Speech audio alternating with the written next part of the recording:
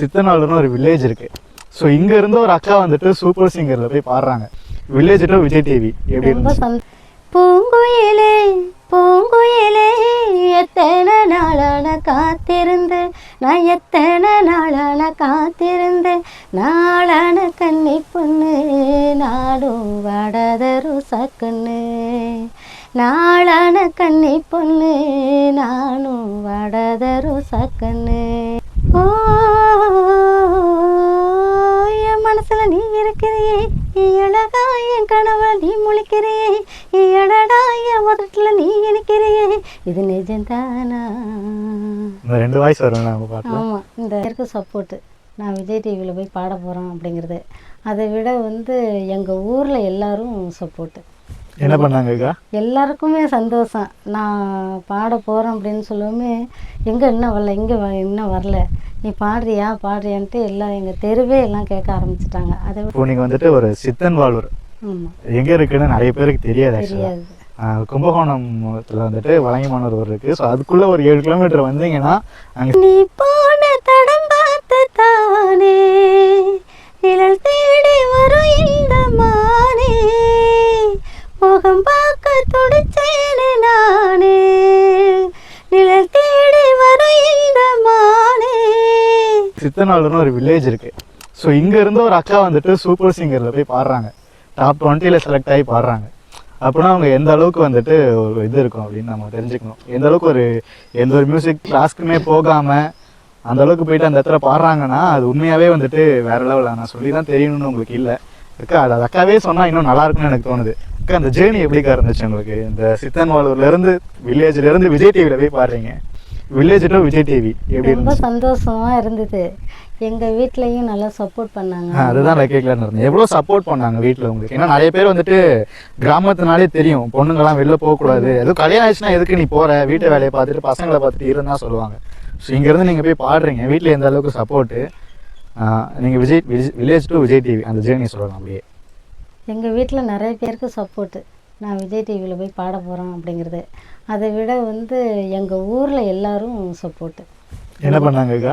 எல்லாருக்குமே சந்தோஷம். நான் பாட போகிறேன் அப்படின்னு சொல்லவுமே எங்கே இன்னும் வரல, இங்கே இன்னும் வரல, நீ பாடுறியான்ட்டு எல்லாம் எங்கள் தெருவே எல்லாம் கேட்க ஆரம்பிச்சிட்டாங்க. அதை விட சொந்த பந்தம்லாம் எங்கள் அண்ணன் தம்பிங்களுக்கு ரொம்ப ரொம்ப சந்தோஷம். எங்கள் அண்ணன் தம்பிங்களுக்கு அதுவரை என் பையனை தான் கூட்டிக்கிட்டேன் நான் அங்கே போகிறதுக்கு.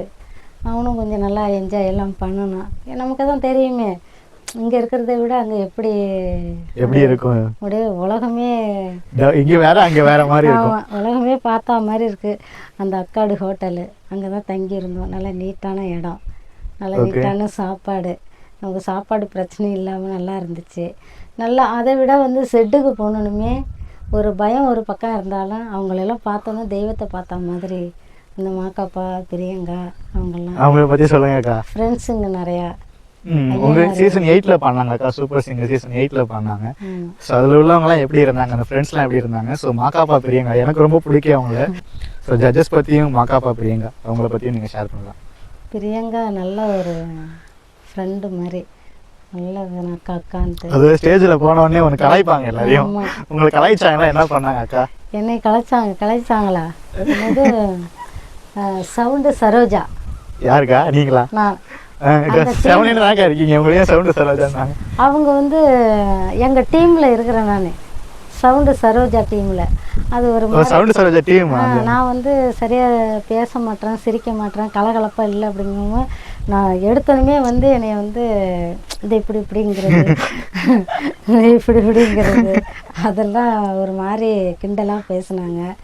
என்ன பேச ஜாக்லின் ஒரு ஹலோ ஹாய் மட்டும் சொல்லுங்கள் அப்படின்னு ஹலோ அப்படின்னு அடாடா கொட்டிட்டாங்களேன்னு மாக்காப்பா என்னைய பார்த்து கிண்டல் பண்ணது.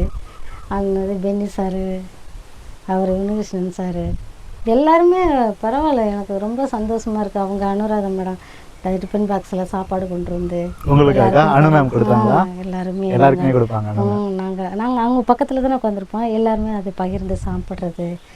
பசங்க அதே மாதிரி அந்த லெவல்ல இருக்காங்க அப்படின்னு எங்கேயுமே காட்டிக்க இல்லை இல்லை.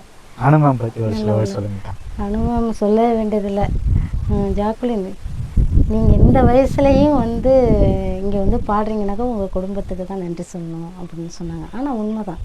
சில பேர் வந்து வீட்டு வேலைக்காக வீட்டு வேலை இருக்கா, அது இருக்குது பிள்ளை இருக்குது குட்டி இருக்குது அப்படின்லாம் சொல்லுவாங்க. ஆனால் உங்களை வந்து இதுலேயும் வந்து உங்களை இங்கே வந்து பாட விட்ருக்காங்கனாக்கா உங்கள் வீட்டுக்கு தான். நீங்கள் உள்ளே வந்ததே பெரிய, ஜெயிக்கிறீங்க தோக்குறீங்க அது வேறு விஷயம், நீங்கள் இது உள்ளே வந்ததே பெரிய விஷயம் அப்படின்ட்டு அனுபவம் நிறைய சொன்னாங்க. அனுபவம்லாம் அந்த படி போடு போடு பாடுறீங்களாக்கா? அனுபவங்களோட பாட்டு ஒன்று பாடுங்கக்கா. என் மனசுல நீ இருக்கிறியே, அழகா என் கனவுல நீ முழிக்கிறியே, அடடா என் உதட்டுல நீ இனிக்கிறியே, இது நிஜம்தானா. இந்த 2 வாய்ஸ் வரும் நம்ம பாட்டில். ஆமாம், இந்த லைன் அப்படி தான் வரும். அதனால் அவங்க இது மாதிரிலாம் சப்போர்ட் பண்ணும்பொழுது ரொம்ப சந்தோஷமாக இருந்துச்சு எனக்கு அங்கே. ஓகே, அதில் வந்துட்டு சொல்லுங்க, ஜட்ஜஸ்லாம் வந்துட்டு இருக்காங்க. கல்பனா மேம் இருந்திருப்பாங்கன்னு நினைக்கிறேன். நீங்கள் அவங்க கொஞ்சம் ஸ்ட்ரிக்ட்டு. அவங்க ரொம்ப ஸ்ட்ரிக்டா? அவங்க ஸ்ட்ரிக்ட்டு. சொல்லுங்க, கல்பனா மேம் பற்றி சொல்லுங்க. அவங்கள்ட்ட தான் நான் இருந்தேன், அவங்க டீமில் தான் நான் இருந்தேன். கல்பனா மேடம் வந்து அவங்க என்னங்க ரொம்ப ஸ்ட்ரிக்ட்னா என்ன பண்ணுவாங்க? இல்ல பாட் லெவல்ல இப்படி கரெக்ட்டா பாட் லெவல்ல பண்ணுவாங்க. கரெக்ட்டா இது இப்படி தான் இருக்கணும். ஒரு சின்ன இது கூட இருக்கக்கூடாது, தவறுகள் இருக்கக்கூடாது.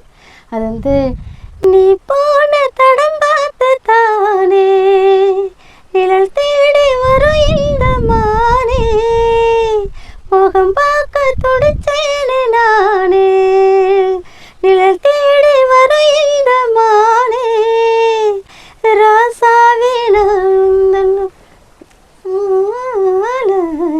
அந்த அந்த லைன் வரும் பொழுது அதை வந்து அவங்க வாயாலே பாடி நான் பாடிட்டு இருப்பேன். அதை நான் கவனிச்சிட்டேன் அவங்கள்ட்ட. இது வந்து நான் இதில் செட்டில் பாடும் பொழுது இந்த லைனை வந்து அவங்க என்கிட்ட வந்து அவங்க நான் இதை கரெக்டாக கொண்டு வரேனா இல்லையா அப்படின்ட்டு கவனிச்சாங்க அவங்க. அப்போ தான் ஆகாயம் பூமி தாங்காத சாமி, அழுகின்ற பெண்ணுக்கு ஆயுள் கம்மி அப்படின்னு சொல்லும்போது அவங்க அழுதுட்டாங்க. கண்டிப்பாக அழுதுட்டாங்க. உன்ன மாதிரி தான் நானும், அதனால் நீங்கள் என்னமோ அழவே கூடாது அப்படின்னு என்கிட்ட சொன்னாங்க இந்த ஒரு பாட்டில். அது என்ன கொஞ்சம் பாடுறீங்களா அந்த பாட்டு ஃபுல்லாக? இந்த பாட்டையா?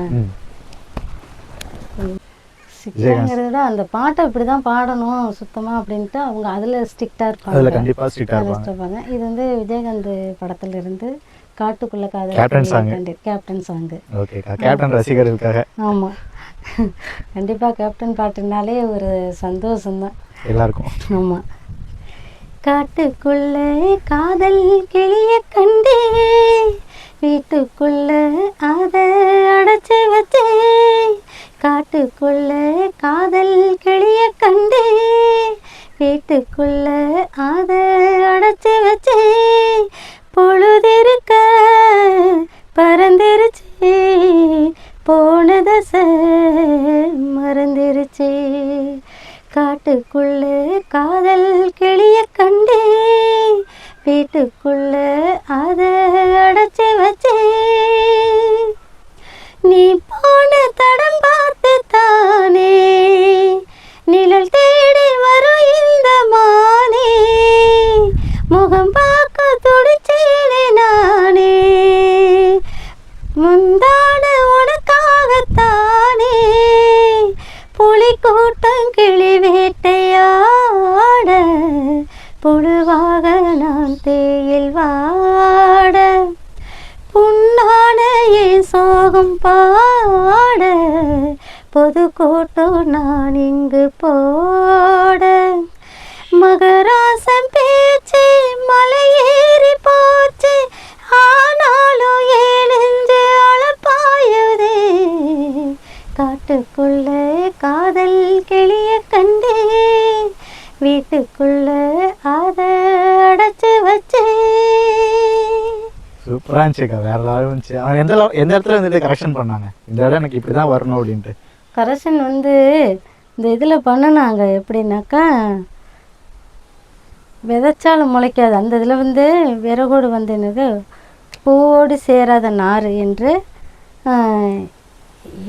ஒன்று இல்லை, ஆகாயம் பூமி தாங்காது சாமி, அதில் வந்து கரெக்ஷன் பண்ணாங்க அவங்க. அதில் வந்துட்டு கரெக்டாக சொன்னாங்க அந்த இடத்துல, அவ்வளோ நோட் பண்ணி அவங்க சொல்கிறாங்க. அதில் வந்து பண்ணாங்க.